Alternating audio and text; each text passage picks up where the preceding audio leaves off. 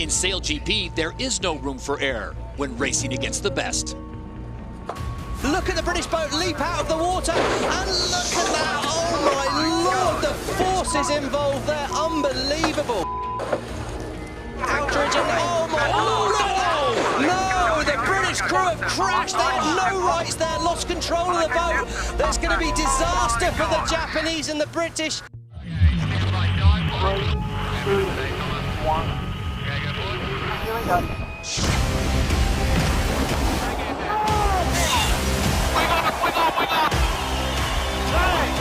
Keep going. Come on!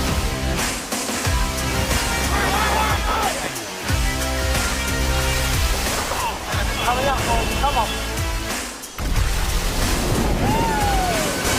I love this show.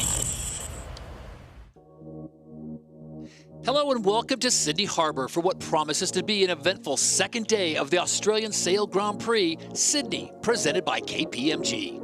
The crowds are out in force on this stunning waterway, and they are in for a treat with a weather forecast that promises strong winds and high adventure on the crowded stadium course. Hello everyone, I'm Todd Harris. Yesterday should have been pretty straightforward, but turned out to be anything but that, as Great Britain literally crashed out of the championship, taking Japan with them. Now, under the rules of the competition, Great Britain was in the wrong, and so they hand their boat over to Japan so that they can race today.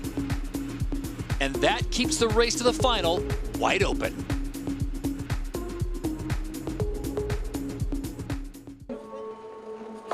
Look at the British boat leap out of the water, and look at that, oh my lord, the forces involved there, unbelievable.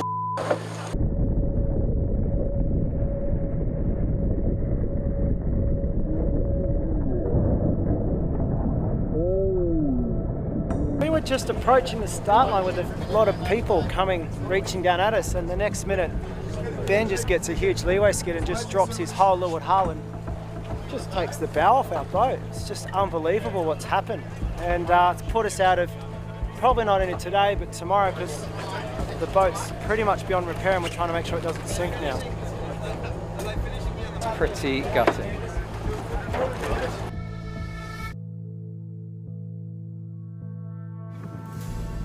So on the back of the collision we had in the start of race 3, first was make sure everyone was okay, and then trying to get both boats back to the dock and assess the damage. Well, I guess it was pretty obvious. So first sight of the Japanese boat with the starboard bow being cut off. It's going to be very hard for them to sail tomorrow, and that proved to be the case. We got the boats back to the dock. In that instance, if you're the boat that caused the collision, which we did, you can't race either. And given that we can't sail, really the right thing is to try and help the Japanese get out on the water tomorrow. So that's what we're doing. Yeah, so Ben sent an email to me kindly offering, well, firstly apologising for the incident and, saying how nice, how amazing it was that no one was injured out of that. And he's kindly offered basically anything he can give us to get us on the water tomorrow, which is, it's really sportsmanlike of him to do that. He doesn't have to do that, but he said, look, we've put you out of today's race and we'd love to get you on the water tomorrow. We've come up with a plan where we're going to use Ben's platform tomorrow and our wing and sails. So we're just going through the process now of trying to assess what other damage is on Ben's boat. Hopefully it's all working fine and we'll make the start line. And ultimately for us, every event you want to race as much as you can. So, I'm really thankful that Ben has, helped us out with that. And, we'll learn from it. Everyone will bounce back. Like I said, the most important thing, no one was hurt. We can repair the boats, come back out, get back into the next event in San Francisco and come back strong.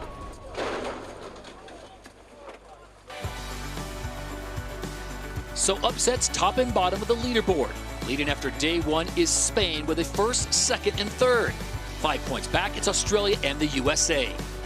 Denmark lies 4th, then Japan facing a very challenging day today and thinking ahead to the season final.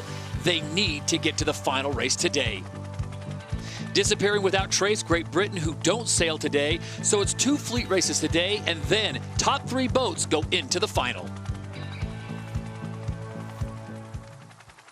Because I guess it was quite a good day on the water for us. We got a 1, 2, 3, so that's kind of what you want to be doing in this fleet. It's not easy to do, but we managed to get off the start line in great shape in every race, and it's a lot easier when you're around Mark 1 and the top 3 position, and you sort of stretch away from everyone else. Bit of a moment yesterday on the water, and just got to work on putting that behind us. It's really awesome that Ben has offered any of his equipment for us to get on the water sailing today. So for us, the focus sort of shifts to just racing today. Yeah, look, it was obviously a day of action yesterday.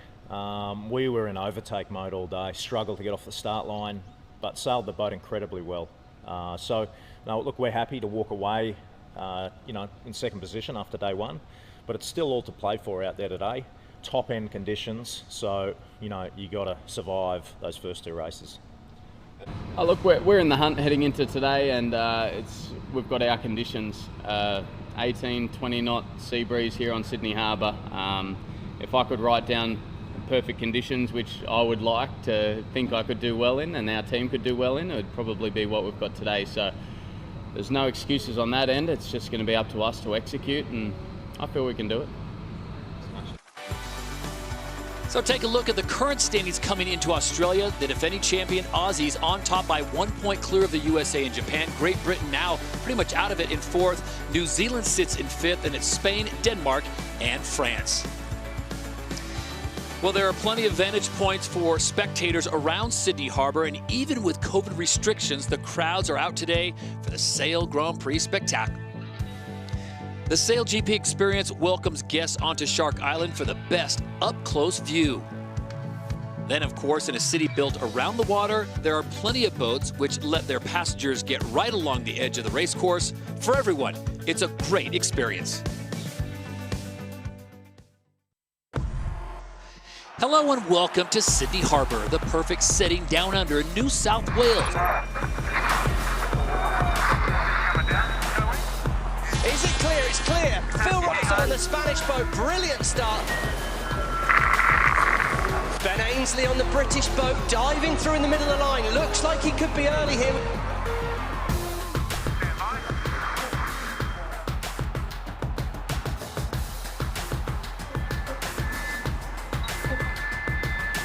A lot of action coming in here.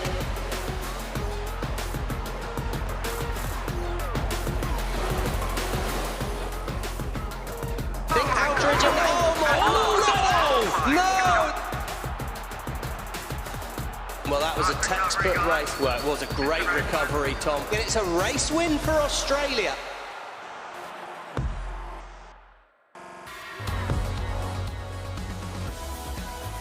Well, everyone should hold their hats because things are going to be wild out here on Sydney Harbour. It's an absolute scorcher here in Sydney and a perfect recipe for a black nor'easter on the harbour. Yesterday was action-packed, but there will be no shortage of drama today. The wind is currently pumping, creating some solid wind chop across the course. Winds are averaging about 35 kilometres per hour with gusts up to 46 kilometres per hour. There are some pre-race jitters from some of the less experienced teams, knowing that high winds are their weakness. The Australians feel like they've been handed an opportunity and they love the big breeze. With Spain on top of the leaderboard, they are here to prove that they can handle the windy weather after that regatta-ending capsize in Cadiz. Watching the teams cutting hot laps out here, no one is making it look easy, but there will be plenty of action and it's going to be epic for SailGP Day 2.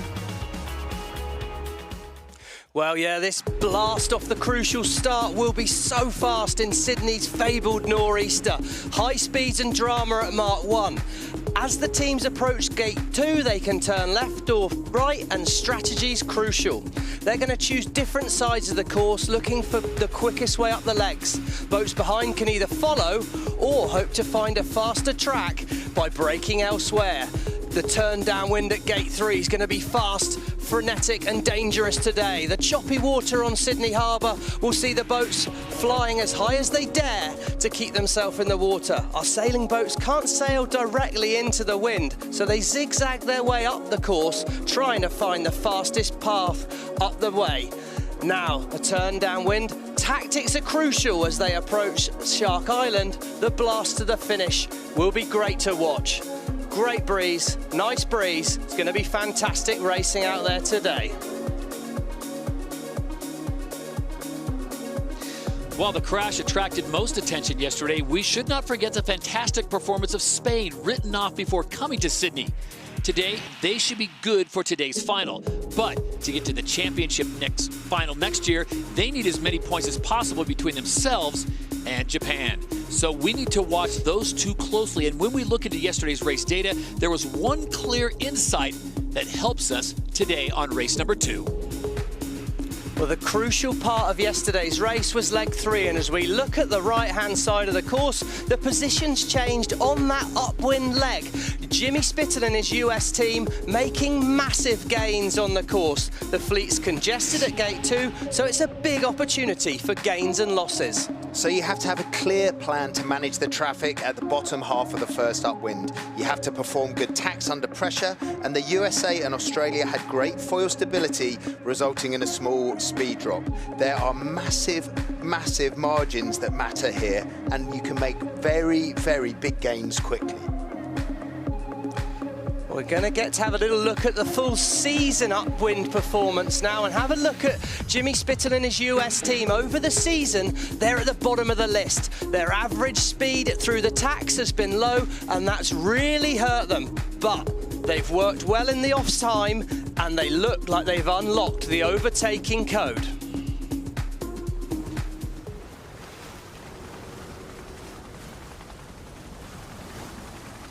So now we await the start of race number 4. This is day number 2, Australia Sail Grand Prix Sydney, presented by KPMG, as we go under 2.5 minutes to go. Freddie and Stevie, this is a different race course than what we saw yesterday.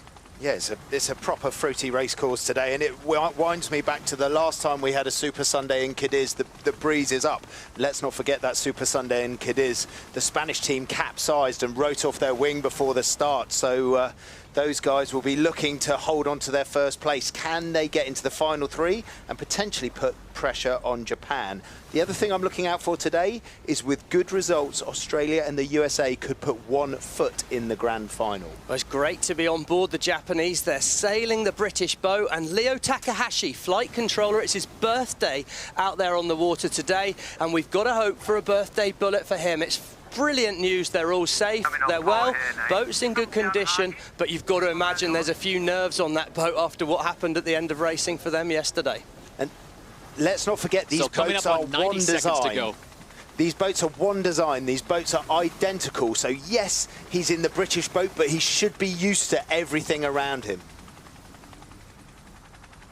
Good look at the course right there with Shark Island on the right-hand side.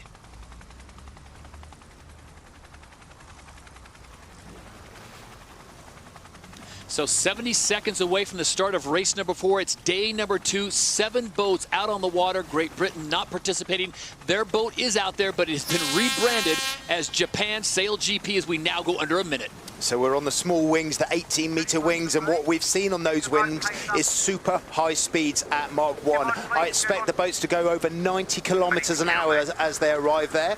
The other point to look at in this massive breeze is gate 2. It's very hard to round the boats up with these small wings. So 2 points to look out for: Mach 1 for the high speeds, gate 2 for a potential capsize. Well, there we go, just 30 seconds to go to the start. The whole fleet pushing for that bottom end of the line. This is Nathan Outeridge. We're on board Japan. That's the voice of Nathan Outeridge, and he's just trying to control the lead back. The Japanese boat with good control. Chris Draper, 8 to kill. That means you're 8 seconds too early at the moment. Still going slow at the moment. Here they come. New Zealand gapping off towards the left. They're going to be very fast at the gun. How's the timing for Peter Burling and Blair Tuke at this top end of the line? Outeridge and the Japanese turning down soon. 2-1. Watch for the lines. What a start by the Kiwi crew. 88 kilometers an hour. Unbelievable speed. Can they control their F50 though? The hull's too high. They're right on the edge. It's bucking its way down to Mach 1.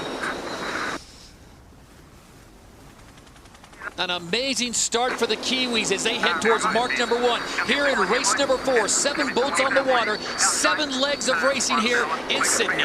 There we go. First, go boys. That's the voice of Peter Burling on the New Zealand boat, talking to the big grinders at the front there. That wing sail's got to come in after the bear away. Brilliant work from the New Zealand crew there. And we're going to set up for the jibe here.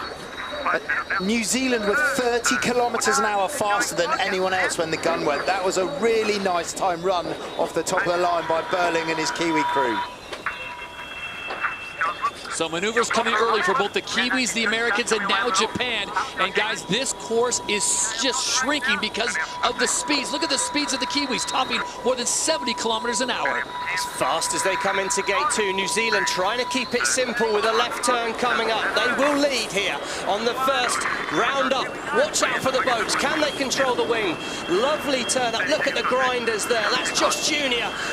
Louis Sinclair working hard on the handles at the front of the boat, and Jimmy Spittle, Contant-de-la-Pierre, they've misjudged their turn to the mark. Look how slow they are. Just 20 kilometres an hour for the French. The back of the fleet's bunching up here, and it's the Spanish in last place at the moment. That is not good for Phil Robertson and his Spanish crew. And Spittle might have got away with one there. He misjudged his lay line, had to do a jibe and a long reach in to the mark, but the French boat also misjudged their lay line, and they acted as a safety car, slowing up the rest of the fleet.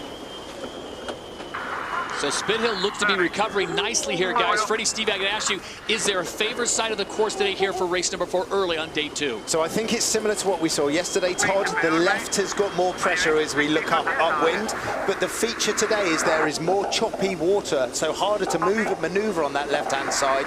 You can go into the lee of Shark Island, as New Zealand have done there, and do your manoeuvre in flatter water, but in less wind. That's the compromise. Well, it's a windy race here, and we're watching on board the New Zealand boat here. That's the voice of Peter Burling you can hear. He's looking to sail to the boundary, 20 seconds away, so it's about getting the boat fast. I think there's plenty of wind all over the course for these crews today. And there, Outeridge put the tack in. It looks like that new boat is going well for him, and Takahashi doing a nice job on the flight control on his birthday, of course, out here as we watch the Japanese boat now. Interesting, isn't it? The two boats that are 1 and 2 at the moment, New Zealand and Japan, are two boats that need to have a good race 4 to step up the leaderboard in Sydney to make the final. Well, yeah, we look at the results at the moment, we see that the Spanish crew of Phil Robertson has moved up to 5th, but Tom Slingsby, well, he looked comfortable, but he's having a bad race. This could turn things on their head at the moment. It's very gusty. You see the texture on the water there, the darker patches, that's more wind. Find more wind and you're going to sail faster, but looks to me like there's plenty of wind, generally speaking, everywhere. And Outeridge and his Japanese crew have definitely closed the difference on Peter Burling, but as they turn away at gate 3, still in the lead is New Zealand and Peter Burling. So gate 3 has the Kiwis out in front, Japan sitting in 2nd place, the Americans an early possible mistake, still in 3rd place, and it's France, Spain. Australia has moved up to 6 ahead of Denmark. The story of the day, guys, though, the start from the Kiwis as they've gone out there and the job that Nathan Outeridge and the Japanese are doing on the borrowed boat. There we go, that's the voice of Nathan Outeridge talking about the board we see in the background. Peter Burling, but it's bearing away on board the American boat there. Jimmy Spittle. That's the voice of Paul Campbell-James. No lower, don't turn any further away from the wind here. We've got the right angle. It's tight at the back of the pack, but the boats are very much racing the course rather than racing each other. Calm voice is a key today on board the boats. Oh, it's a big splashdown for the Spanish there, and Phil Robertson, a bit of a messy rounding, but you can see, look, we're on board, what a shot it is there, the water in the faces, hard to see what's going on. It's a bit messy on board the Spanish boat today, pressure back on them leading overnight. So Phil Robertson and crew, who looked so good yesterday, not having their best race here. They currently sit in 5th place, and this from a team yesterday, race 1 got a 1st. In the 2nd race, they did quite well, finishing in 2nd, and in the 3rd race, they finished in 3rd. There we go, big round up here. Watch out for the New Zealand boat. Oh, it flew high there. Very difficult for Andy Maloney to keep the boat in the water. They've just kept the boat upright, that's the main thing. Time to set up. Fair play to Josh Jr. there, the jib trimmer on board the Kiwi boat. He saw very early that they had a bit on with that roundup, and you saw the jib, the front sail flapping. So he completely depowered that front sail to get the boat back underneath the wing. Nice work, Josh Jr. And look how fast the Americans are now coming in here to gate number 4, with the French right behind them in 4th.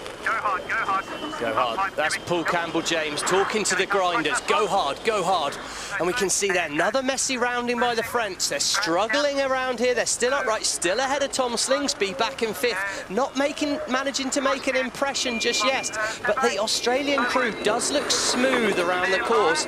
And he is normally the main man when the breeze is up.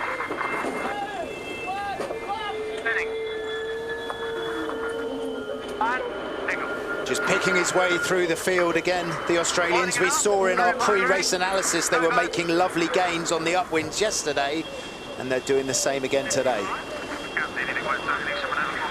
It's the head-to-head with the speeds here. Look down in the bottom corner there. New Zealand constantly seem to be sailing the boat at a faster, aggressive angle today. They're sailing fast, longer distance, but keeping the speed high. And if Peter Burling can find the gusts of wind, that's going to do them well. That's Peter Burling, the voice there, setting up for attack. Josh Jr. on the handles in front of us there. Olympian from Tokyo as well. And let's watch him spin into the tack here. That's the one, fellas. Pete Burling liked that one, didn't he? I like that one as well, Freddie Carr. Up on the foils, the boat going fast in this breeze. Well, they need to make something happen. They're on that yellow line. The yellow line is the lay line. That means they're lined up to make the next gate. No more manoeuvres for them. The next big moment for the New Zealand crew will be the bear away. Time to hold on to your hats before this final downwind sprint to the last turning mark. So leg 5 of 7 as they come up on gate number 5. It is still the Kiwis out in front. Japan has not been able to close that gap, which is holding right around 170 meters. The Americans sitting in third with a comfortable lead of 100 meters over France. Surprised to see Australia after yesterday's performance sitting back there in 5th. And talking of yesterday's performance, the Kiwis had a very vanilla day yesterday, didn't they? Yachting around in the back half of the fleet. But if they can convert this first place with results currently where they are, they'd only be 3 points off making the final in Sydney. Well, that's an incredible turnaround. That nice jibe there. Here we are. We're on board the Japanese boat. What a comeback in a new boat this would be. Watch that board lock down. Outeridge watching it like a hawk. Board locks in place, starts the turn, and now we see Chris Draper, left side of the shot. He's steering the boat while Nathan crosses. It's real multitasking in this big breeze, and they're coming downwind here. It's fast. Whoa, is that a mistake by Burling? I think he might be missing turning mark 6 here. This could be an unforced error from the Kiwi crew. Let's see what happens. No, same for Outeridge. He's gone round the mark. I think this could be an error here. So leg 6 of 7, the Kiwis seem to be still trying to sort it out. Now on the water, they bear away and realize the mistake. Oh, I think there's a lot of confusion out here, Todd. They should have left that mark 6 to the left, as far as I understand. And at the moment, none of the crews seem too sure exactly what's happening. They're blasting off downwind. There's a lot of confusion, I've got to say. I believe they should have turned left and gone to the finish. We'll wait for confirmation on that. But as we see now, whatever happens, they're close. This is tight. Both boats on a knife edge. Oh, that's Burling there talking about the course being incorrect.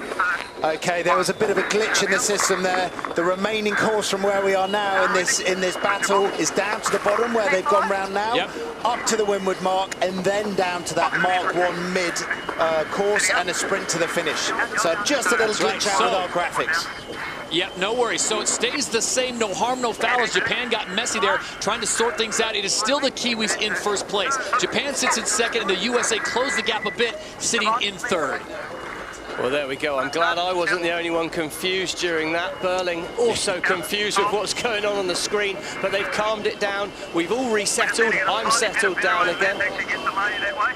Here we go, Burling talking about further up the course. He's saying when we get to the gate at the top, we need to be better at our bear away to be able to make it to the final turning mark in 1. So that's where these guys are thinking. They're already thinking to the top of this next leg. We can see on the ladder lines there, the arrows show they're moving up the course, and there's some 100-meter advantage for Burling at the moment. But right-hand side of screen, here comes Tom Slingsby on a charge. Slingsby and Spithill have closed the distance, and it's all on this last upwind leg before they're going to turn and blast away from the wind one last time. And it is the Kiwis starting to pull away their lead over 100 meters over Nathan Outridge in Japan as that speed once again approaches 57 kilometers an hour. So speed has been the friend of the Kiwis from the get-go. You guys saw them blast off the line, and here they are trying to close this one out and pick up a victory on race number 4, day 2 in Sydney. See there the race top speed, Todd, 89 kilometers an hour. That's nearly 48 knots in old money. Unbelievable speeds here. And that yellow line, that's the indication of the ley line. They'll expect attack from the Kiwis when we get close to that. Here they go, New Zealand tack. They should be lined up for the test. Now, Peter Burling said to us at the bottom of the course, we need a better bear away if we're going to make it down there in one. Let's watch this bear away. High speed, high drama, but they need to be more accurate than the last time round. Just quietly, Australia is chipping away up the leaderboard. They were 7th early on in the race. They're now up to 3rd, and that really changes the things in the race to the final. It puts a bit of a breathing gap between them and New Zealand, and that is the battle. You can see there, Australia on 21, New Zealand on 17. So by Australia chipping away in this race, they're making their lives quite a bit easier in the race to the final. The defending champions on home waters, the Aussies now, trying to make the move and get those valuable points as they get ready for race number 5, but it is the Kiwis out in front, Japan close behind, and the Americans have gone back in front of the Aussies into 3rd. Here we go, could be the final jibe here for the New Zealand crew. They turn into a jibe, board locks. There goes Burling in the background, Josh Junior's flying the boat there, look.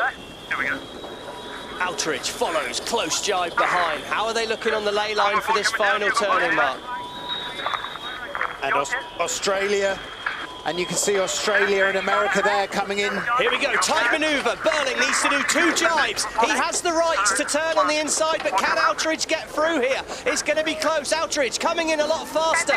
20 kilometers an hour of speed. Outridge tries to slide around the outside. Who can re-accelerate quickest? New Zealand must keep clear. New Zealand, oh, there's going to be a protest there. There's going to be a protest on that one. Penalty New Zealand relative Japan. Penalty New Zealand relative Japan. And they are going to drag race it to the line. The Kiwis have the lead, but waiting for the penalty, and it comes on the Kiwis, which will handle race 4 to the Japanese. It's a birthday win for Leo Takahashi, Todd Harris. What a finish that was. Jimmy Spittle in 3rd, Tom Slingsby submarines through the finish line in 4th. What a finish. Wow.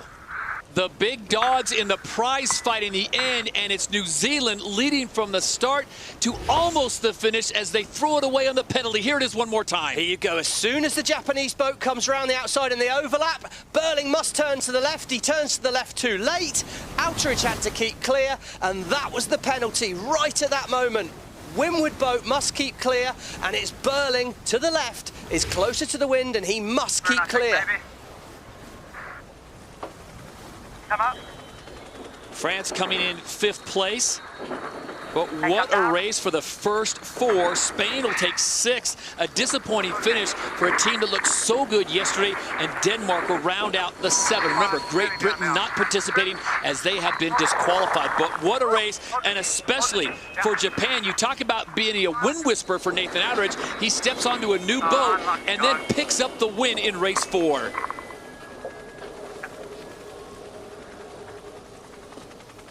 I think we lost it, I guess, the first, we lost the first. And the key moment of the race has got to be that last jibe in. You can see the wing is popped the wrong way on New Zealand. They pop it late, they come round. And then it gets into the rules where we're asking questions. Well, Nathan Outridge is asking questions of Craig, our umpire.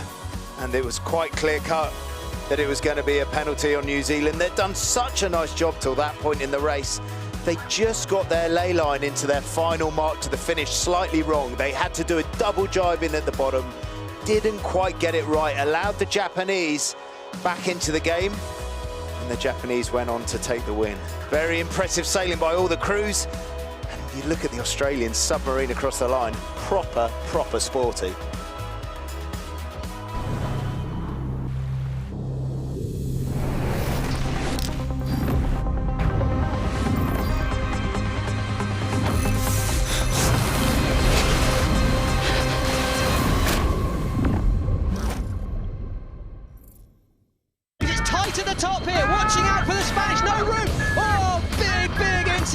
surely a protest on the Spanish crew, forcing his way in there on Besson. Whoa! He spotted the wing too late, but no, they fluffed the tack. The Danes are going to come back from behind. It will be Denmark claiming the win in front of the home crowd.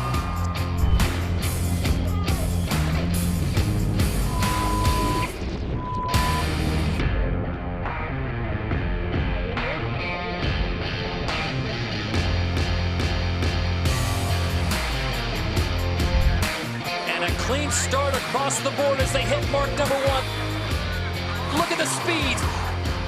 Hitting close to 90, and an incident there as Australia and Denmark come so close together. I cannot tell you how well Nikolai Sehested did there. That was incredible reactions. Great Britain coming diving into the fleet here. He's on the foils with 10 seconds to go. Too small a gap, Ben. Surely you're not going to fit through there. Surely that's too tight. Oh, big incident. If the Americans stick their jibe, I think we'll have a lead change. And we do have a lead change. The USA now catapults themselves into first place after that mistake for Australia. He should lead from here at Mark 1, but how brave are you feeling, Ben? Flying too hard. They stopped it. This could be over. Capsize coming. Oh, and a capsize for Great Britain in the finale.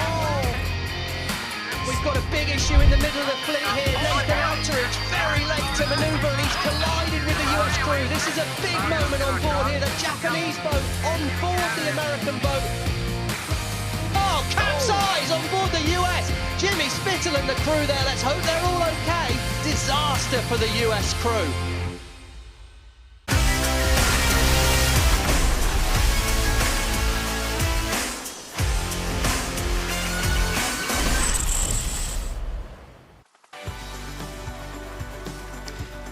Wow, what a race as Japan and Nathan Outteridge on the borrowed boat get the win by the smallest of margins with a penalty coming on New Zealand. At the final moments, they will have to settle for second place. The USA with a great charge to the finish just ahead of the homestanding and defending champion Aussies in fourth place. France, Spain, and Denmark rounding out the rest of the field for race number 4.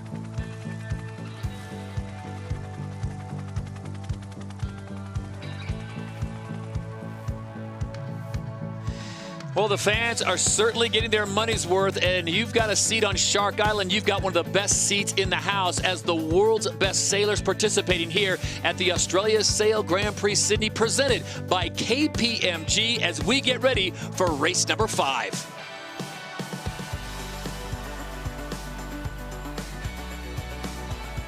Beautiful skyline of Sydney as we take a look now at the event leaderboard. Now, this is after 4 races. Spain still 2 points clear of the Americans, and Jimmy Spithill sit in second. Australia holding on to third in 21. Remember, only the top 3 boats will go into the final race of the day, and Japan lurking there with 18 points. New Zealand sitting in 5th, then Denmark, France, and Great Britain. One thing we do know, if Spain does not finish last in race number 5, they have punched their ticket into the final race of the day. Well, the start here was spectacular. We pause the action. We look at Japan controlling the group, but to the left of the screen, New Zealand, lot of space, time run. Outteridge, there's his line in for the Japanese boat. Burling trying to bend his run. He's coming in with an awful lot of speed to judge the speed and distance here is quite unbelievable. A little burp up in the air there, but look at the speed. Some 20 kilometers an hour faster than the rest of the fleet at the gun, and I think for Burling there, that was some start. To be that far ahead that soon was incredible work.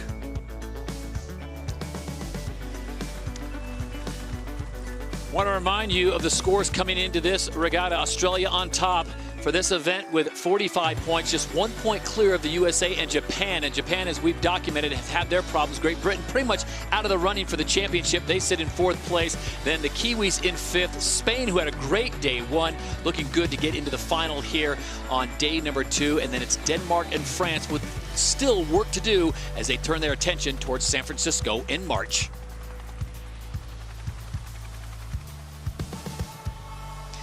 Wow. Living up to the billing is race number 4 as Japan on the borrowed boat from Great Britain looks a little bit different. It has been rebranded. Australia was in dead last. They worked their way up to 4th place just behind the Americans. the F-50 flies above the water. But as the saying goes, what goes up must come down. Look at this, folks, flying really high out the water. One of the most dangerous moments on board the F-50 is when the boat loses lift, crashes down into the water. High-speed drama as Japan. At speeds of nearly 100 kilometers per hour, a nosedive can be like hitting a brick wall, with deceleration up to 2.8 Gs in 1 second. That's enough to break ribs, as Australian grinder Kai Hurst found out in season 1. Coming in, can this be? Oh, Australia's put the bow in massive and it's Japan. Even after recovering from the massive deceleration forces, the boat fills with water, which adds a huge amount of weight, in turn maximizing the stress on the components. Being too eager to start sailing again could overload the structure of the F-50 and result in catastrophic failure. It's also not only the nosediving boat that needs to worry. In a fleet race, if an F-50 nosedives and comes to a stop, everyone in the vicinity has to take evasive action or risk serious injury. Well, any time a boat crashes or nosedives in front of you, it really has to just be an instant reaction. You know, it's a lot like driving your car on a freeway and you see someone locked up in front of you. You have to react immediately. And you have to actually look around you to make sure you're not going to crash into another boat. Hold on.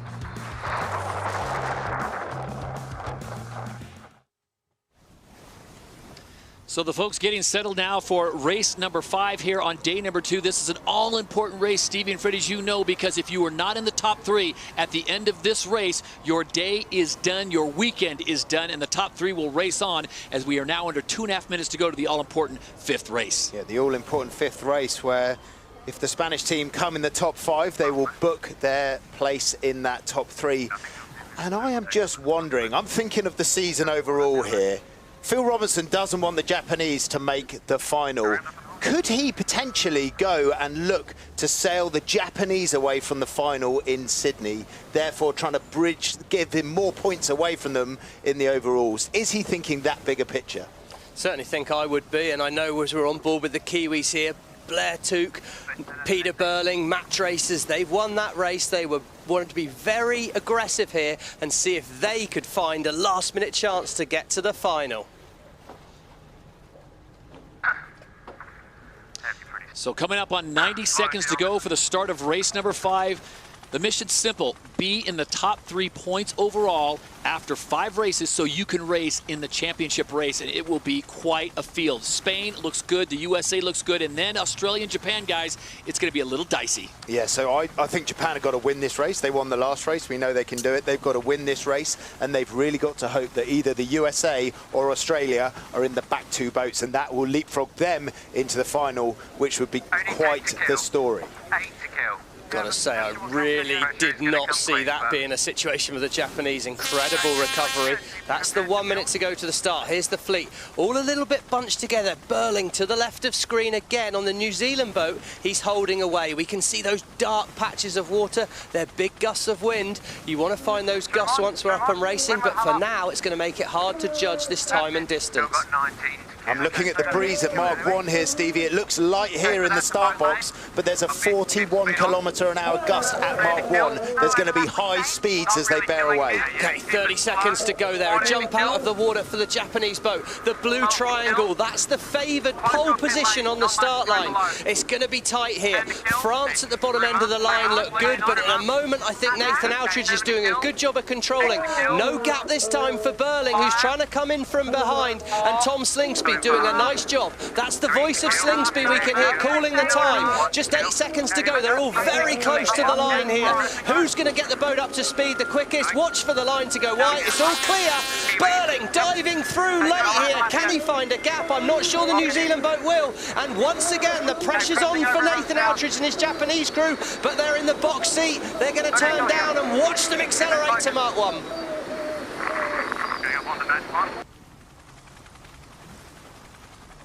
So at mark number 1, with a lot of points on the line, look at those speeds, dipping into 90 km/h, and it is Nathan Outridge of Japan that gets the whole shot. We could call him the wind whisperer, but I think he's the postman today because he's delivering at Mark 1 in every race. Fantastic start under pressure. Brilliant work by the Japanese boat. And right now, with the Japanese leading and the USA in last, we do have the Japanese jumping up to second overall in Sydney and the USA dropping down to fourth. But things are going to change very quickly in the big breeze.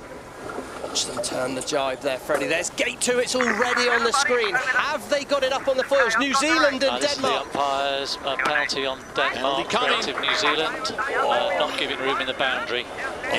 Denmark, foul on New Zealand. Denmark must get back behind New Zealand. It's watching to the left of the screen. America coming in. They're all going to look to turn left here. Spain's ley line looks good. It's tight between America and Slingsby. Wow, diving out of the way is Australia. And the Australians and the Americans are slowing each other down as Burling goes round the outside. And look, the Australians, 20 kilometres an hour, and they're in the water. This could be disaster for Tom Slingsby at the moment, and Japanese stretch away. And now it's Tom Slingsby that drops to fourth overall. USA jump up to third, and Japan, where they are in first place, are second. Wow, things are changing quickly. We need to see the USA and Australia do their upwind magic that we saw yesterday. Right turn's what we want, eh? Okay, so that's the Australian, that's Tom Slingsby they're talking about. He wants a right turn at the top of the course. They need to get going. Voice of Chris Draper on board Japan there, keeping things calm. Look at the race to the final here, it's so tight. I didn't really give the Japanese crew a chance before today, but backs to the wall. This team is doing a fantastic job here, and once again it's Japan and New Zealand in first and second. The hometown favourite Tom Slingsby, well, he's my favourite in these breeze. He loves the big breeze, but right now he is not loving it, and he's going to need to make something happen in the next 10 minutes or his place in the final is going to disappear from him. Japan, Spain, New Zealand, the USA, the top four right now. Remember, they're all trying to earn enough points to go into the final race of the day, which will only be those three boats participating on course. And there is a lot of chaos out there, guys, right now. Look at the course. Where's the favorite spot, Stevie, Freddie? Where do you think they should be going? You can see where the Japanese crew here are about to tack. There's more wind on this side of the course, and you can see the water's not looking as white. There's not patches of white water. The water's getting flatter, so you just want more wind, and I think more wind is on this left side where Nathan Outridge and his Japanese crew are. Look at the ride height there on the Japanese boat, constantly up above the water. There you can see they're not flying as high as yesterday because in this big wind they need a little bit more margin for error, a little bit more safety. That's the voice of Chris Draper. He's talking here. They're talking about the setup for the bear away. Watch the boat accelerate, top of the mast, see the speed build here. No problem, Steve. Lock it in here. Angle, no deeper. Look at that, over 80. Unbelievable speeds here. So calm on board, it's tight here. Burling sneaks around on New Zealand in second place, and it's Jimmy Spithill tries to dive inside the Spanish boat here. As they, it's going to be a penalty on Phil Robertson. Surely has to keep clear. He was a bit slow turning up. Look how slow they're getting. This could be the opportunity. Penalty Spain. And the penalty on Spain for not giving way to the USA, but has the damage been done because of the speed losses you saw in the background? Australia comes flying in. There's a big story rumbling as well with Australia. Australia were in seventh and they're now up to third. That takes them from fourth and that catapults them now up to third. It is very, very dynamic in that third spot. Relative USA, windward boat not keeping clear. And another penalty on Spain. Well, there's a couple of match racing gurus there. First time we've really seen the Pitbull bite hard there, and he went hard after Phil Robertson. Wow, we said before the race Spain need to be top 5 to get into the final. Currently they are 5th, currently they are 7th. Spain could drop to 4th, and they have dropped to 4th overall. And meanwhile, Japan is running away with this race. They were sitting in 4th place. This is going to be huge for them if Nathan Outridge on board that SailGP GBR boat that has been rebranded can win this race. They will punch their ticket into the final. Well, it's pretty much out of their hands now. It's about what can the Spanish do, but I've got to say, on his birthday, Leo Takahashi, what a job he's doing on flight control in this big breeze. They're stretching away. Look at that ladder line, 150 metres ahead. Just got to keep it calm on Japan. Right, as it stands, USA 27, Australia 27, Spain 27, Japan 26. Hold on to your hats. Well, that's right, it's all about the fine margins here. Japan can only stay ahead. Jimmy Spithill against Tom Slingsby. Can he get past Tom Slingsby and put him out of the final? It's tight at the back here. Look, Jimmy Spithill round the outside. He must give room to the Danish. He slides sideways, flies too high. Both boats fall off the foils and both boats are slow. It's dramatic stuff here as Nikolai Sehersted on board the Danish boat. Will he be the fly in the ointment for Jimmy Spithill in this race? Yes, right now. He really, really could be, and by losing that place to Denmark momentarily, that dropped them out of the top 4. Oh my word, everyone seems to want to have a bite of Jimmy Spithill, the pit bull, as it's Spain and Denmark first going at him, and Spithill saying, fellas, just let me run a clean race here. It's Japan, New Zealand, Australia, and the USA right now, 1 through 4. We're only leg 5 of 9 as well. We're early on in this race. There's plenty of action left to do. If you're on board Japan, you just got to sail the boat smoothly. No mistakes, 245 metres ahead, and that's why Nathan Outridge can sound so calm. And what's going to happen at the back of the fleet? He needs a favour from either Denmark or France, relative Spain or USA, to get him in the final. It's tight, but it's out of Nathan Outridge's hands now. He just needs to sail smooth and calm, cross his fingers and see if it's his lucky day. Exactly, and Japan and New Zealand have got enough of a step away on the rest of the fleet that you could kind of lock those 2 positions in, but Denmark is the key boat here. Denmark could overtake Australia and New Zealand, Australia, and knock them out the final. Interesting, the fly times, bottom left-hand side of the screen there. Look in this windy weather, these boats are on the edge. It's so hard to foil all the time. The number's only 50%, even for the best boat here. That's the voice of Nathan Outridge, talking about the wind. Get it settled, then we'll jibe. Watch them trying to manoeuvre here. Up there. Coming down. Yep, go down. Very well, Steve. Good boy. Come on. So Japan doing a masterful job right now, handling what they can and then leaving the rest to fate, and the rest of the fleet is New Zealand sits at 2nd, Australia and the USA now up to 4th place. So Denmark doing what they have to do as they keep 1 position ahead of Spain, keeping the Spanish at bay and hoping for points, and just like that, Spain goes back into 5th.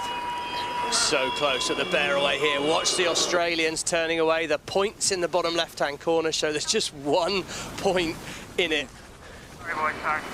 Not late. And the battle is, the pressure is on Spithill and the American boat. They have got to keep the Danish, the Spanish and the French behind them. That really is the battle to get into the final 3. Spain must keep clear of Denmark here. He's going to try and dip behind, shoot for a right turn. Calm work by Phil Robertson there, nicely done. And it is really, really tight at this point in the race. Anything can happen. 1 mistake now could be so costly. Blast downwind, and then we're going to have another tactical upwind leg where anything could happen. So through gate number 5, you see Japan with the lead. They really can't do more than they've already done. The battle really is between Australia, USA, and Spain for those other positions into that final. But man, Phil Robertson has been all over this course as you get a look at the leading boat, Japan, 22 seconds ahead of New Zealand. Penalty Denmark, penalty Denmark.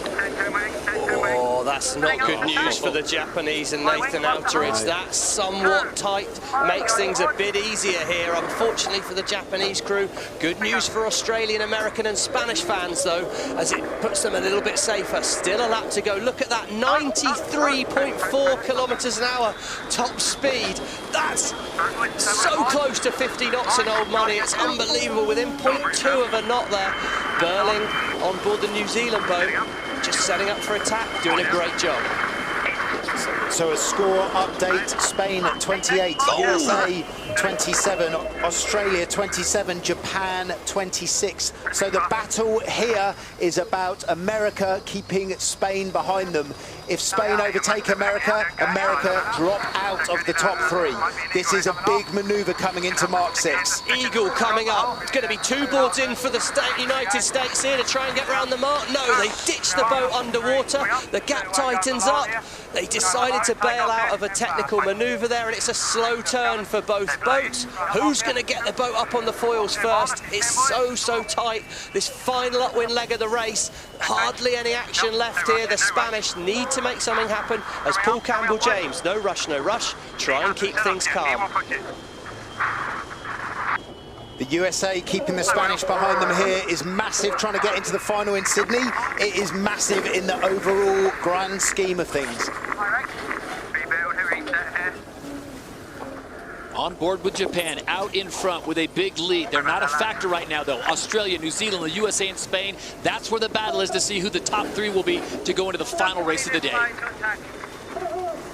Interesting as well, looking ahead to this final, we see the wind speed out there, 31 kilometres an hour. It's gusty though. Look at the differences on the boats. Up to 2-3 kilometres an hour of different. It's big gusts. We see the dark patches of water, they're the gusts, the lighter patches, lighter wind. And right now, Tom Slingsby is chasing down this New Zealand crew of Peter Burling and Blair Tuke, Andy Maloney. They've sailed really well today, but can he keep Slingsby behind him? Or is Slingsby finding his form in perfect timing before this 3-boat final here on Sydney Harbour?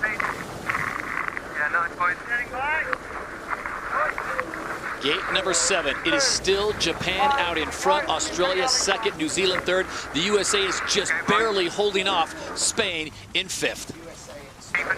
Really tight final, little downwind dart here to the turning mark. It's going to be an early jibe for Japan. Tom Slingsby wants an early jibe as well. Good comms here there. There's Jimmy Spittle out on the far side of the course. Tax on the ley line. He needs to stay ahead of the Spanish boat. Look at the ladder lines. That shows he's 50 metres behind at the moment. And, sorry, 50 metres ahead. Can Phil Robertson and his Spanish crew find a way past? Does he want to find a way past, or does he want Japan off the podium race here? And look at these boats diving downwind. Tom Slingsby, what a job, as Japan approach the final mark 8. A jibe here, a blast to the finish. Wow, the crews are having to work hard for this. So it will be Japan on race number 5 with all kinds of drama that we never could have anticipated as they come through with a stellar performance, winning race number 4, and they will win race number 5 and then wait and see to what their fate will deliver them. Oh, the USA have just gone round the last windward mark just ahead of Spain. That is absolutely crucial. It's unbelievable. So the Australians now, guys, have moved into 2nd place ahead of New Zealand. So it'll be Japan, Australia, and New Zealand going 1, 2, and 3. Nice work, guys. Last night, good comeback, mate. That was nice work indeed, as they say, great comeback. There's the battle though. Can Jimmy Spittle fend off Phil Robertson on the Spanish boat? He looks good at the moment. That's quite a big gap to be ahead here. It's going to come down to the jibe, but if there's no mistakes from Jimmy Spittle and his USA team, they're going to book their place in the final. That's going to be heartbreak for the Japanese. What a performance today, but it might not be enough despite 2 wins in 2 races in their borrowed boat. I will. Stand by. George, come on, stand on up, go.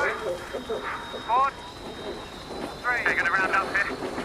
They take it wide, they take it deliberate. Spain coming in. Looks like they're going to run out of real estate. It, Todd. Look, the Danish are diving inside the Spanish. This could be a point change here as well. This is going to tighten things up. Here comes Sehested from nowhere, pushing the Spanish back, but I don't think it's enough still. He's going to be just not enough. The Spanish will make the final, but my word, what a move by Sehested from nowhere. Out of nowhere, Stevie, here comes Denmark. You are right, Stevie. They lost that last place, but they just picked Japan into the final by 1 point. Who said GCSE mathematics B grade wouldn't be important later in life? And France will come in 7th to wrap up the racing through 5 races here at the Australia Sail Grand Prix, Sydney, presented by KPMG. So Freddie Carr, you've done the math, and there it is. Australia 28, USA 27, even with Spain. So it'll be the Aussies, the Americans, and Spain in the final. Yeah. Did you hear Nathan Atteridge there? He just said this thing is so fast. I presume we know that they've got their own boards on, but he obviously likes the flavour of the British boat, Todd. And would have been a Cinderella story if Japan could have pulled it off, guys, but just to see them win those last two races was huge. Let's talk about the key moment of that race 5. Yeah, the key moment, I thought the battle all race was this battle here. We knew if the Spanish got round the Americans, that was going to knock the Americans down to 4th, and it would allow the Japanese up to 3rd spot. This was the leeward mark rounding going into the final upwind, and these boats hardly moved away from 10 meters away from each other all the way on that final upwind. The Americans did a very nice job of just playing it cool, keeping themselves ahead of the Spanish, and then the Danish came and got involved. And I bet they were a little bit twitchy on board the Spanish boat for the final bit there, but they made the final. They had a good day yesterday. We've got Australia, USA, and Spain in the final 3. SailGP does not disappoint as we take a look at the provisional elite event leaderboard. It's Australia on home waters with 28 points. Jimmy Spithill hangs on for that 2nd spot, tied with Spain with 27 points. So in the final race of the day, it will be Australia, USA, and Spain. For the Japanese, they come up 1 point short, but the final race will certainly be an amazing showing here in the Sydney Harbour.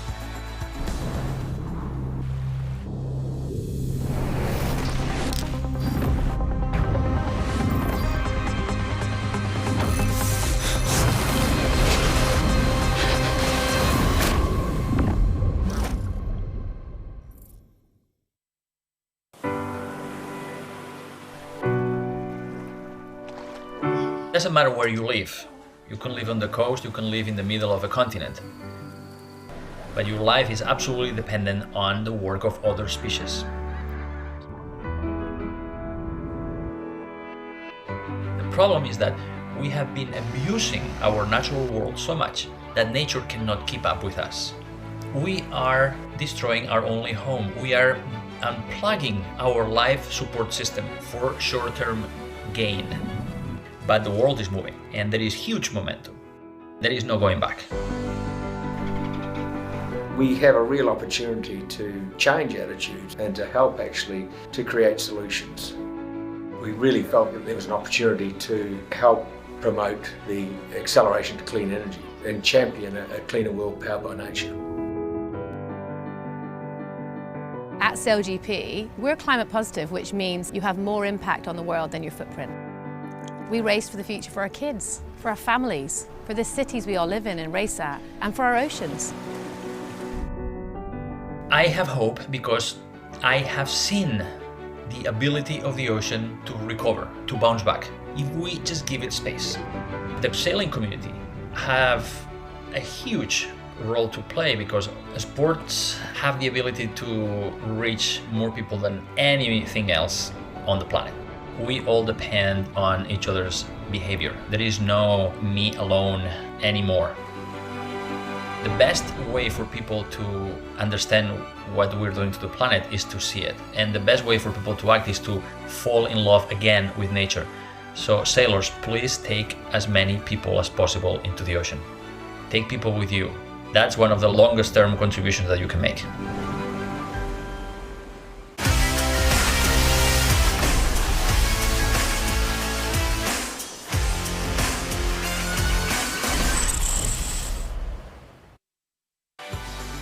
Well, SailGP being a globally aware organization, so they are taking serious steps towards taking care of the planet. As we take a look at the race, within the race, New Zealand leading it with 8.95, Great Britain and Australia currently sitting in 3rd here on home waters at the Sail Grand Prix Sydney, presented by KPMG, trying to reduce the carbon footprint. What we're trying to do with the Impact League and for the Australian SailGP team is to really amplify the impact message. What a great way to measure their performance and tie it back to impact. The better Australia performs, the more impact that's created through coastline cleanup. If Australia gets 1st place, we will clean up 1,500 square metres of ocean and beach coastline. The last event in Cadiz in Spain, we were able to clean up 2,800 square metres of ocean and beach coastline, and we can't wait to do more.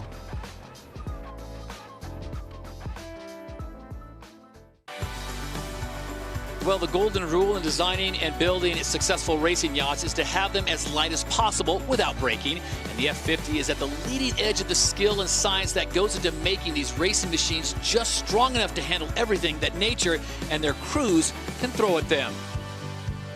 And it's an ongoing process within SailGP to keep pushing to make the F50s faster and faster. This simulation of the F50 sailing lets the designers measure all the forces on the boat, and they are staggering. The smaller near horizontal arrow shows the wind force on the wing. Get closer to the water, and you see what makes these boats fly. The crews are on a knife edge, constantly adjusting the rudder, wing, and hydrofoils to keep the boat flying and going fast. The biggest near vertical arrow shows the lift from the daggerboard that counteracts the wind and lifts the boat up out of the water. Here, in wind blowing 33 kilometers an hour, this lift can reach up to 6,000 kilograms during a high-speed maneuver. Look at the rudders. The one on the right, closer to the wind, pulls the hull down and helps counteract the wind force that tips the boat with a load of up to 1,200 kilograms, allowing the wing to be trimmed for more power, which equals more speed. On the opposite side, the rudder is trimmed to help keep the hull up out of the water with a load up to 1,000 kilograms. Thanks to the wind and the waves, these forces are always at a battle, and the crew is constantly adjusting the rake, the angle of the foils, and the angles of the wing to the wind direction. Watch when the boat turns away from the wind and you see the forces jump significantly as the apparent wind increases across the wing and the boat instantly speeds up. It's really just like pressing your car's accelerator, full throttle.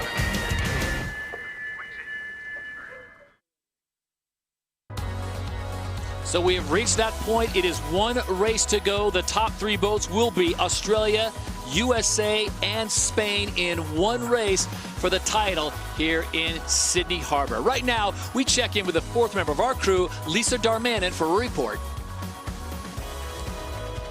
What an amazing race course that we've had today.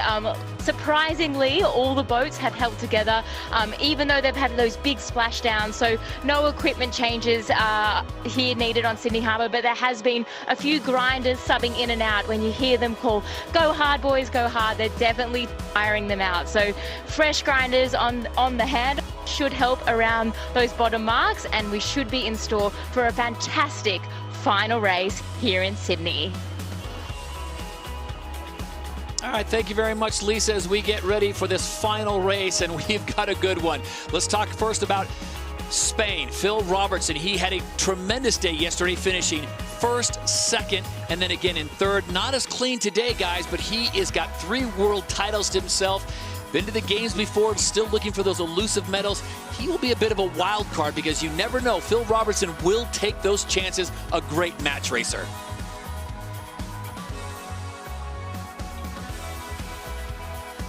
And of course, we know all too well about the man they call the Pitbull, Jimmy Spithill, leading USA Sail GP team. 2 world championships, of course, the 2 America's Cup, the most notable one coming in San Francisco when he came from behind to break the hearts of the Kiwis, and he is looking for a big win. This would be the first win of the season for the Americans if they could get it done. Tom Slingsby, look at that resume. The tail of the tape says it all. 10 world championships, 2 America's Cup campaigns, picking up 1 and an Olympic gold medal. So Tom Slingsby looking to do what he was able to do last year and win on home waters to defend the waters here in Sydney Harbor. He's going to have a tough task because he's got the wily Phil Robertson, he's got the always dependable Jimmy Spithill, and now he's got a lot of pressure, guys, on his shoulders. Well, let's look at the form, Todd. We've got the USA. This is their 5th final with no wins. We've got the Australians This is their third final and they've won 2 of them. It's about form, and the form today isn't great. The Japanese are the form boat of the day. I think this one is wide open. Spain need to win to keep their season championship alive. Expect a lot of aggression from Phil Robertson, but I love where the Australian boat is, pinning the other 2 out. Slingsby started to show his form on that Australian boat in the last race as he goes well. An aggressive turn down by the Spanish. Blocking move coming here, but it's going to be tight between Australia and the USA. Wow, how did the USA get through there? The pole position perfectly lined up for Tom Slingsby on board Australia. It's going to be tight. They all look a little early to me. They're killing speed. Watch them turn down. Their gun's clear.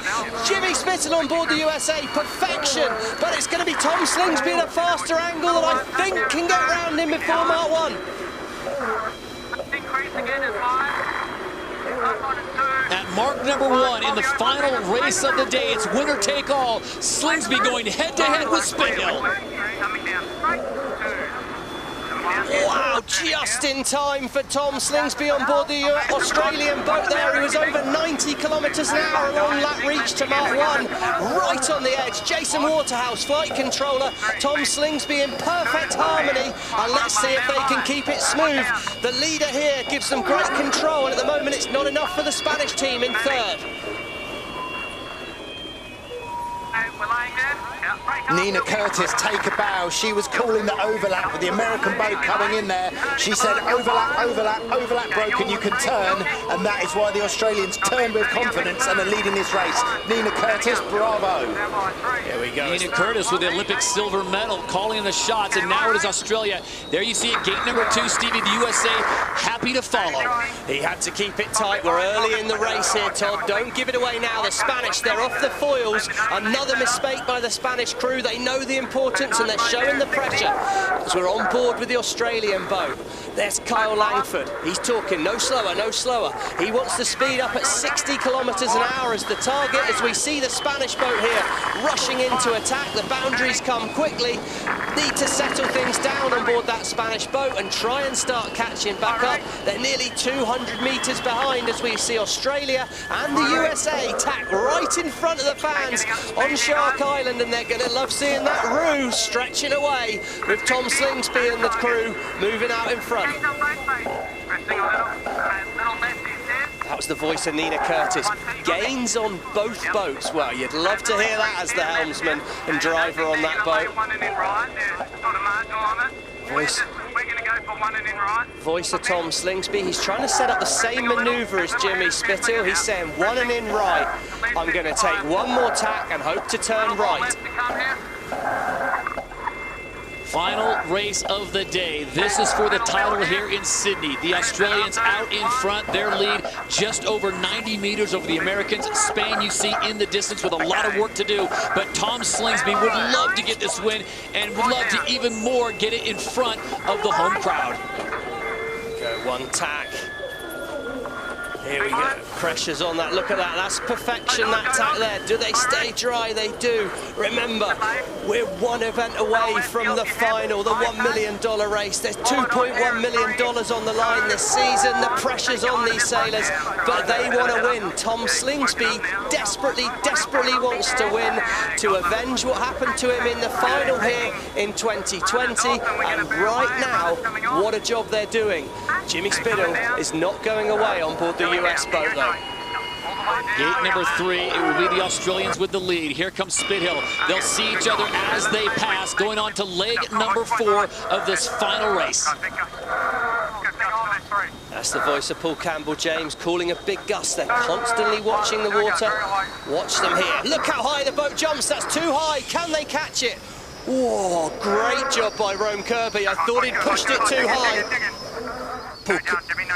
Paul Campbell-James talking to those big grinders. Give me power, get that wing in. And we can see a split on the course here, going 77 kilometres an hour is Jimmy Spittle on board the US boat, and now up to speed on the far side, Tom Slingsby. The ladder lines there, they're heading down the course, some 200 metres ahead for Tom Slingsby. Tom Slingsby's calling it even, but it looks like a small gain to me. Over 200 metres, I think that's a gain, Tom. Freddie and Stevie, I've got to ask you a quick question as we are on leg number 4 of 9. If you're Jimmy Spithill, is it too early to start taking chances? Is it too early to maybe take some risks that you wouldn't normally do? It's hard, and this is the fascinating thing about the three-way match race. They're obviously trying to win, but the Spain are right on the heels of the USA. You've got to go and attack, but do you defend the Spanish? You've got to think of your overall season points as well. I think the interesting thing as well, Todd, is you need the other boat to make a mistake often, and at the moment it's fairly flawless from Tom Slingsby and his crew, and if you just do something for the sake of doing it, it's unlikely to work. There's a saying in sailing, the good guys go where the good guys go, and if they're doing everything right in front, you can't just force it. You've got to keep yourself consistent. Look in the bottom left-hand corner there, Australia, 98%. It just shows they're not making mistakes. They're pretty much perfect in this race, as is Jimmy Spithill, but it's just not perfect enough. In the background, it's a bit scrappy on board the Spanish. The young Spanish crew, they know they need to push, but it's perhaps a bit late. You hear the colorful big build, and that's exactly what the Americans need right now. They are starting to run out of time. Here we go. There you see the distance of the leaders, over 200 meters to the Aussies. That's the voice of Paul Campbell-James saying a big lefty coming, so he's expecting the wind to turn to the left. Not good news for Tom Slingsby at the moment. They're a little bit slow getting the old board up there. That was not their best tack on board Australia. Little reminders, a lot of laps going on, pretty hard to keep count here. That's Kyle Langford, another lap to go. They're all pretty calm on board this Australian boat.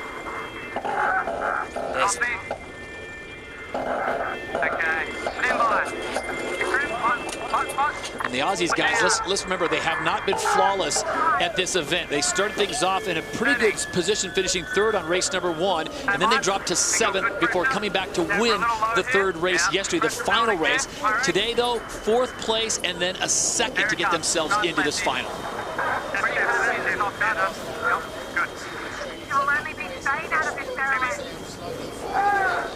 While we have a moment, let's check in down on the shore with Lisa Darmanin.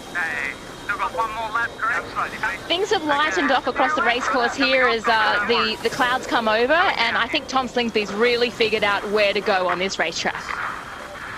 And it shows right now as Tom Slingsby makes the rounding at gate number 5. So now they're on to leg 6 of 9 here in the final race. The Spanish have fallen off. The Americans are trying to track down Slingsby, but they're just not getting many gains. It was 200, it went down to 190, and it's now back to 205 meters to the leader. That's Tom Slingsby there. He's got them in a beautiful gust of wind. You can see that dark patch. Jimmy Spithill on board the US boat trying to chase them down, but they followed. They've gone the same way. If there was going to be a time to split, it was probably then. Now it's getting late in the race. Tom Slingsby and his Australian crew are perfectly lined up there, and I think they're just working well. As Lisa said, they seem to know where to go, and they're always in wind. They're always going fast. Stevie, let's talk about the evolution of this race course from race number 4 when we saw the white caps to what we're seeing now, and from Lisa's report down on the water, how things have smoothed out so much and a little bit of a shift in where the wind's coming from. Absolutely. I think you can see with the fans on the shoreline here, the hair was getting blown around. It looked chaotic on Shark Island, and now the wind has dropped. It's slightly less white water, which means the water's a bit flatter. You're now seeing these F50s flying a little higher.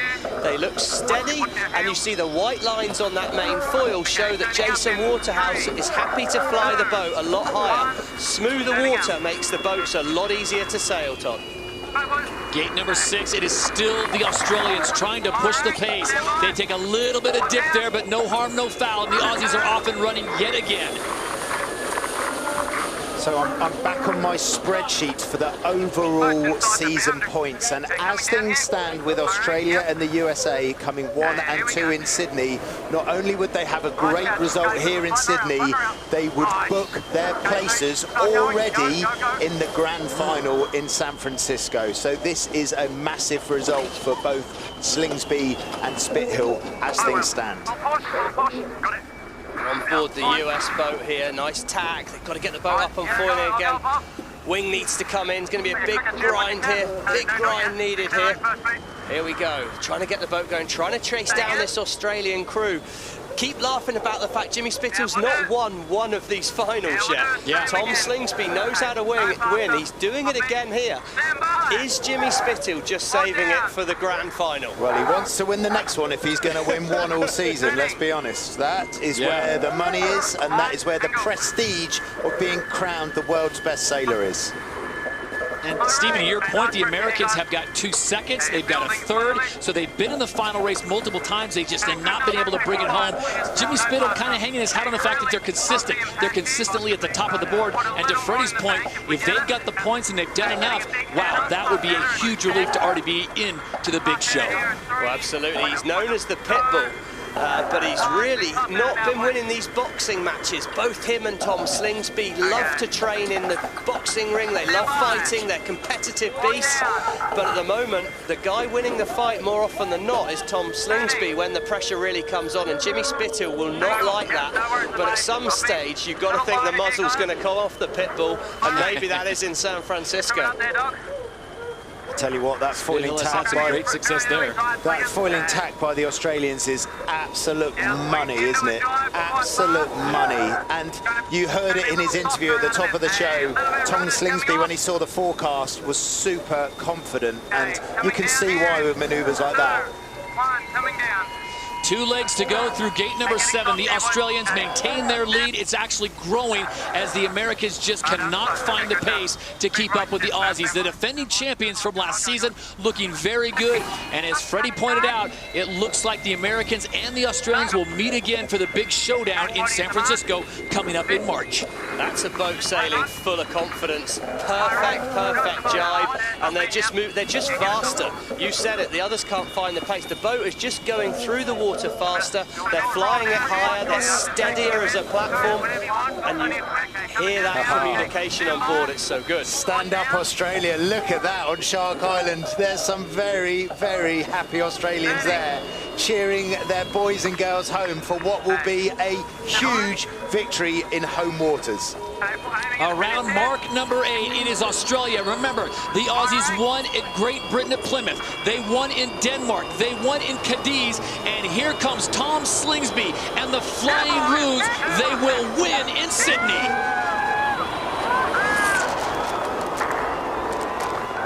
It's a good one for the crowd there. What a moment, what a race.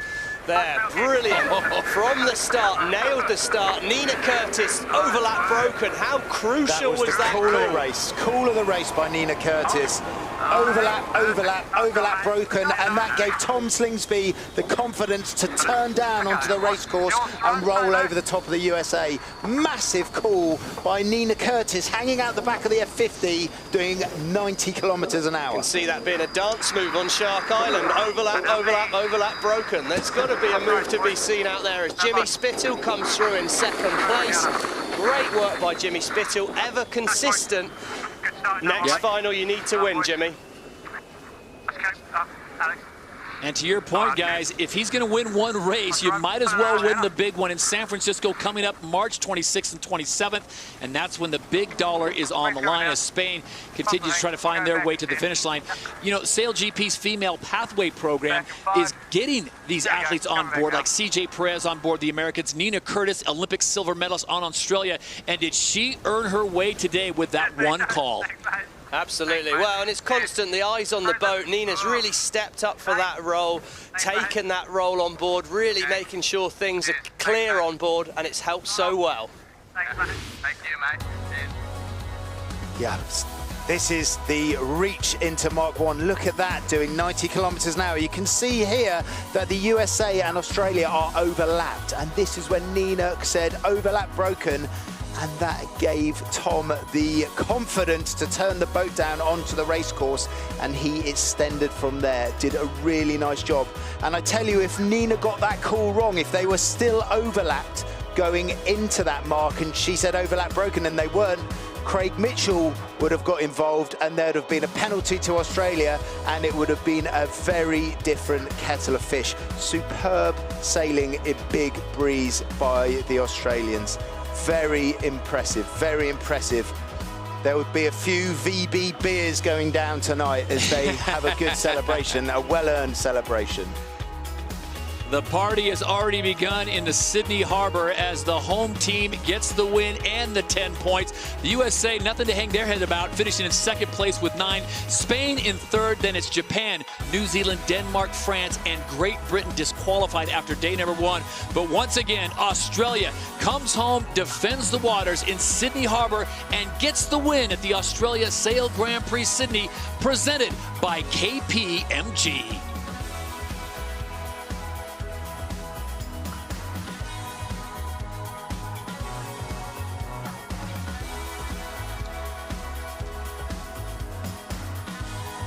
Well, here we go as we see the start now. 13 seconds to go. Jimmy Spithill dives behind there. The US boat turning down under Australia. And we expect excellence in the final one. We really got it. 8 seconds to go. All 3 boats perfectly lined up for that blue pole position mark on the start line, and it's who can pull the trigger most accurately. It's tight there. They're all turning down at 3 seconds to go, and as we see the gun come and the line go clear, it's perfect by Jimmy Spithill, but it was a faster angle for Tom Slingsby in the Australian boat, and he led at Mark 1, and that was the race. So the Australians get the win. They defend home waters here in 2021 as we go on board. Tom Slingsby. Tom, what a weekend. Up and down. We saw a little bit of everything. What can you say about your crew and what you guys were able to pull off just to get to this final?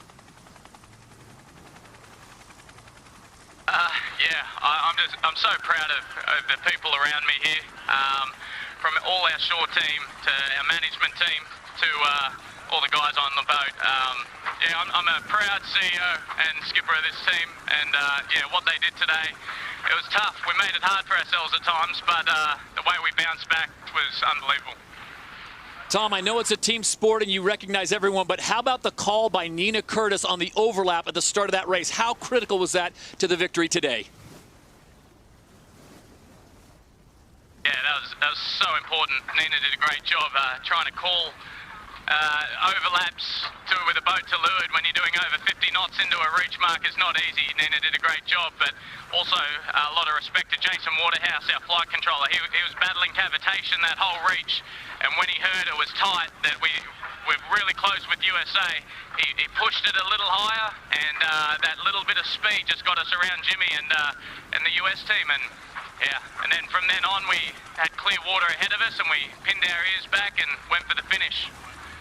I know it's sweet to win your home event, Tom, and that's important, but you also, as the defending champions, now put yourself in a great position as you focus your attention, after a little bit of celebration, on San Francisco coming up in March. What are your thoughts about San Francisco? And you know everyone's going to be gunning for you in that always tricky stadium environment. Yeah, everyone's, we've got a target on our back now for sure. You know, we've won 4 out of the last 5 events and we're sailing really well. None of that will matter when we hit San Francisco. It's all going to be who performs in San Francisco. So, look, we've got a lot of confidence.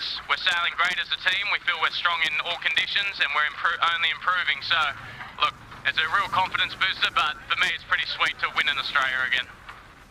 Tom, thanks for your time. Congratulations. Go celebrate with your crew. It was well earned.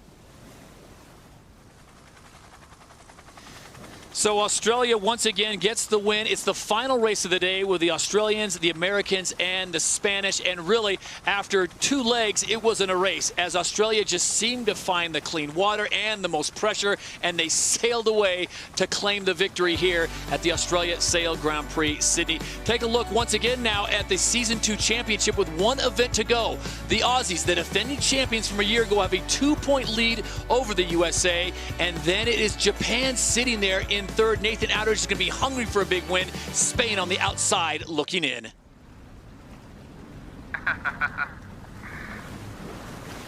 And this is the best moment, guys. You talk about Stevie, Todd, Freddie. I've just seen a yachting legend step on board. John Bertrand. What a boy. And he is America's Cup and yachting royalty, the skipper of Australia 2 that won the America's Cup for Australia in 1983, ending 132 years of American supremacy. What a total legend passing over that very cool steering wheel to the Australian crew. John Bertrand, what a boy. Oh, he's taking the wheel. John Bertrand and the Aussies probably not going to have to purchase a beverage in all of Sydney for quite some time. Well, the short team got a good then. Well, look at that. It's a good job of celebrating. Like you say, John Bertrand there on the wheel, America's Cup legend. Pretty happy to get back on the wheel, and he'd probably show Tom Slingsby a couple of tricks. Certainly going a little, F50 certainly going a little faster than the 12-metre here that won in 1983.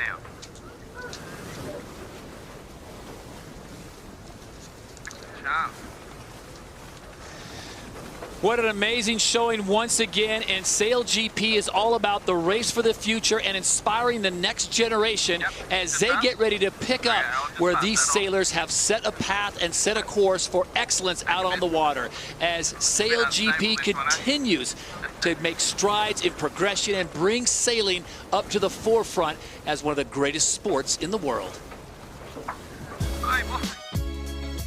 It's been an amazing year for Inspire in 2021. We've had hundreds of people come through the programme, and look, we can't wait to see what's on the future. We're in these iconic venues, and it really engages the community with this amazing programme. At every event, SailGP Inspire hosts 3 pillars of engagement with the community. So that's learning, careers and racing. The learning programme engages young children from local schools with hands-on activities, and we always try and relate the hands-on learning back to the F50. We have a careers programme, which is a work experience. I was part of the SailGP Inspires Careers program, and it was a truly awesome experience to be there and ask as many questions as I wanted and always get the answers. And I even got an internship with the USA team. I just wanted to give a big thank you to Inspire. Without them, I wouldn't be able to get into this bubble and speak with my idols. The racing meant that I met so many amazing sailors, and it really made me believe that professional racing is an option for me. It was one of the best weeks of my life, getting to meet all the professionals and really see how the sailing is run. Generally, it's been one of the most rewarding experiences I've ever had. Before I came to the Inspire program, I hadn't thought that much of why they called it Inspire. It's inspiring to see how you can make sailing a living, but also how to protect the future. So the future in good hands as Australia continues to celebrate, and the celebration is really going to get crazy when they get on shore. All right, Stevie, Freddie, it's been a great weekend down here. What an event. Final thoughts, Stevie, first for you as we make the turn towards San Francisco. Well, I just think Tom Slingsby's delivered under the pressure. That Australian crew, when it really came on, was incredible. But also, Nathan Outridge and his Japanese team, I mean, what a body blow they took yesterday, and they've come off the block with 2 wins today, nearly found that place in the final. I cannot wait to get to San Francisco, and the final Sail Grand Prix in the United States is going to be unbelievable.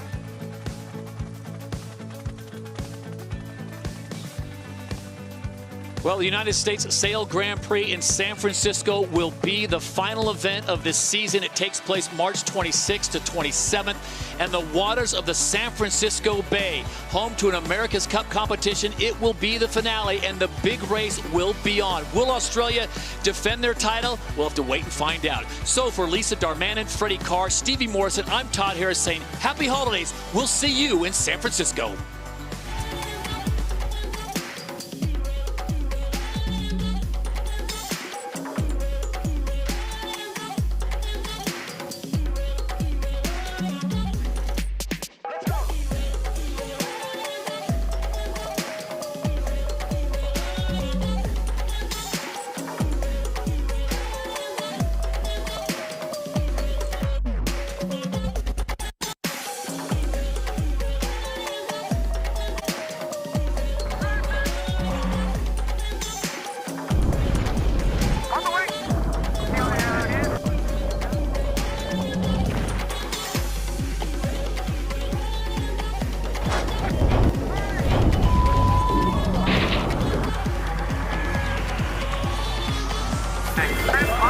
They will win in Sydney.